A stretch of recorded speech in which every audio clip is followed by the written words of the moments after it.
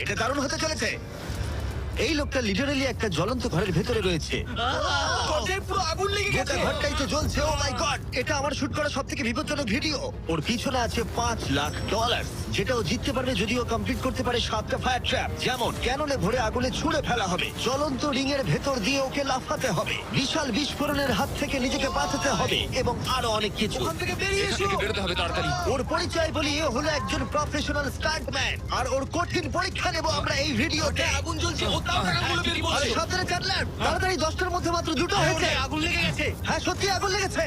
Nolan, fire extinguisher নিয়ে এসো, তাড়াতাড়ি করো, বাড়িটা এক্ষুনি ভেঙে পড়বে। এই তো খুব ভালো।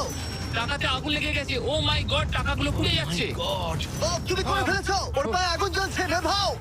আমার দম বন্ধ হয়ে যাচ্ছিল। তুমি এই বিল্ডিং থেকে $2.5 বের করতে পেরেছো। চলো পরের ডেথ ট্র্যাপে যাই। চোখের কাপড়টা খুলে ফেলো। এরিক, তোমাকে